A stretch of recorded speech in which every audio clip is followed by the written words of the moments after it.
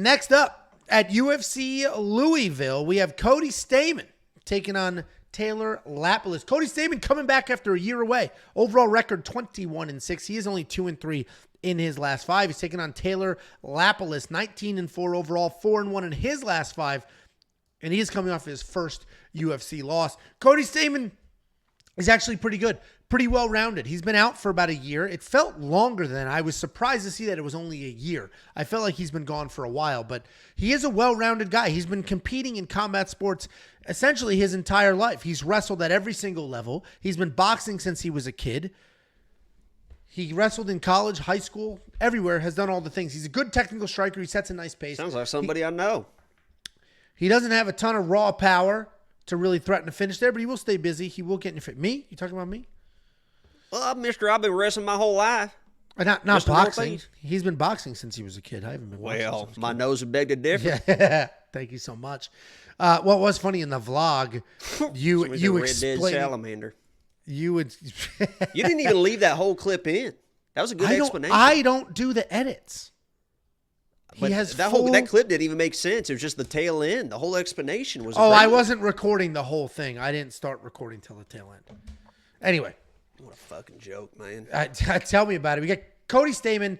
Overall, very well-rounded. He can box. He can strike. Doesn't really have that big one-punch knockout power, but he will stay busy. He will stay in your face. He's got decent takedown defense at 76%. He's coming back after a year away, and that was after a decision loss to Douglas Silva de Andrade, where he actually looked sharp, and he had some big takedowns, but he was just getting touched up a little too much. Taking on Francis Taylor Lapilus. This guy's a fantastic kickboxer. Very good footwork. He does a really nice job working in and out of range. He'll come in for his attacks. He'll throw his combinations, and then piece out of there. Taking him down is going to be your path to victory, but it's not the easiest thing to do. He does a really good job like stuffing the head, widening his hips, instead of just pitter-pattering and doing nonsense there. He is coming off his first UFC loss to Farid Basharat, where his takedown defense looks spectacular. You can tell he spent his whole camp working on takedown defense, but he was just too tentative. He was literally so worried about getting taken down that he didn't throw his hands. He didn't commit to a single thing. I am going to lean Taylor. I think he's the overall better fighter. You're struggling, man. Hey, it's okay, man. Dude, I was on an airplane a few hours ago. This has been a very long week, and I'm pushing through with a smile on my face. I've been hurting cattle all day. Let's see the cal. Oh, you might have calluses from the gym. Anyway, Taylor's the better overall fighter, so Taylor is going to be the pick. His takedown defense is absolutely outstanding, and that should be all he needs. My only concern here is that Taylor might be a little too tentative like he was in his last fight. He was so afraid of getting taken down, he didn't let his hands go. And Cody might just get in his face and let his hands go. Why don't you milk it? Milk it. Show me how you milk it. Show me how you milk the cow. Okay, it's your turn. Who do you think wins this fight? That was a good breakdown, Angelo. Thank you so much. I liked it. I loved it, man. In fact, I like it. I love it. I want some more of it. I try so hard. I can't rise above it. Don't know what it is about that little girl's loving, but I like it. I love it. I want some more of it. It is crazy how many song lyrics you know. Can you please? Actually, that was a good breakdown, man. I think Taylor here. Listen, I think Taylor's is definitely probably the better overall fighter here. I do. It's kind of a weird breakdown here because I do agree with the odds, minus 250, minus 275. Flip it back if you want to look at them so I can verify that, unless you want to just sit there on your fucking phone. But minus 265. I agree with those odds. He probably is a 2 times the fighter Cody Stamann is, right? He's got really good striking. You mentioned the takedown defense. And Cody really is an all-in wrestler. But I'll tell you what Cody is.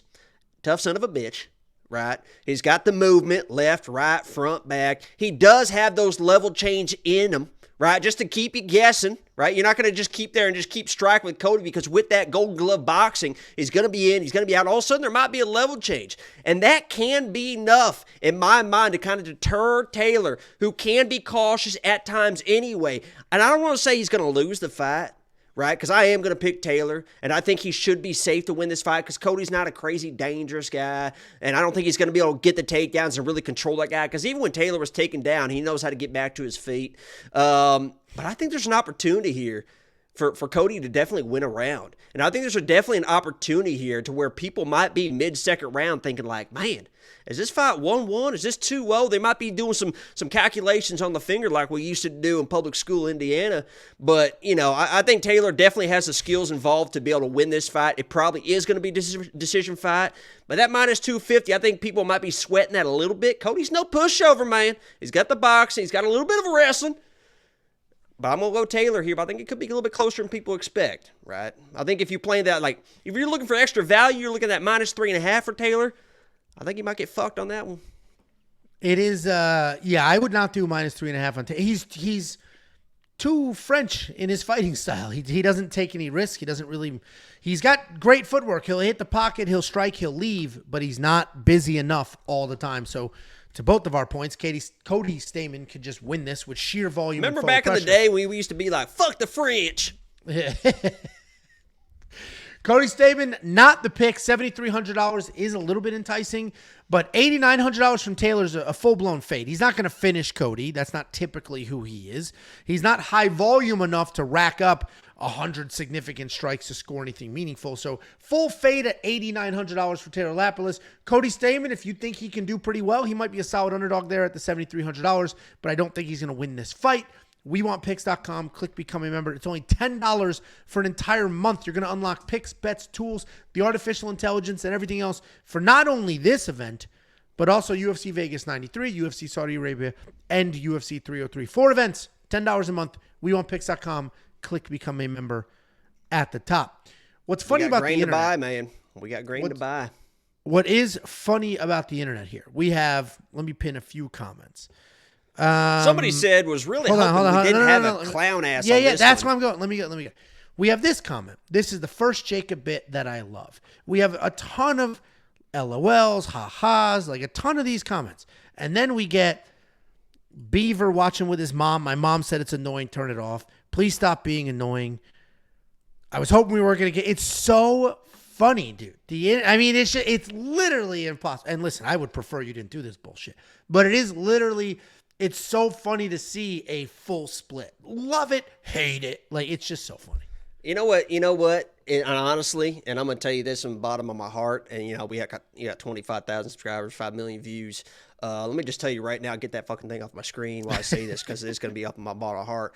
Honestly, at this point in my life, I don't give a fuck because, you know, Angelo's got his quick pick video. If you want to hear him read the same script, you can just go watch his fucking video. If you want to hear me say kind of the same stuff, you can go watch his video. This is the time that me and Angelo can interact, right? So I'm going to do whatever the fuck I want to do, dumbass. All right. And I am country, but this isn't a fucking act. I've been sitting on the back of a tailgate truck in Newcastle, Indiana on the side of the road selling corn by the fucking baker's dozen. Half you motherfuckers don't even know what the fuck a baker's dozen is, right? 13. Yeah, you get near corn. You ever sit and shuck corn, Angelo, in your fucking life? Yeah, I've been to barbecues where we bought it with the husk. Yes. Yeah, and you crack that bitch open, see that big ass worm in there? Actually, they sell it in the grocery. You have to husk your own corn in the grocery store. You gotta shuck it. Shuck it. You shuck the corn. You get baker's dozen ears of corn in case you get the big ass worm in there. Then you got your extra ear corn. Man, I've been there, done that. I'm fucking country, Angelo. These people don't fucking get it. I get it. That's why he has fake teeth.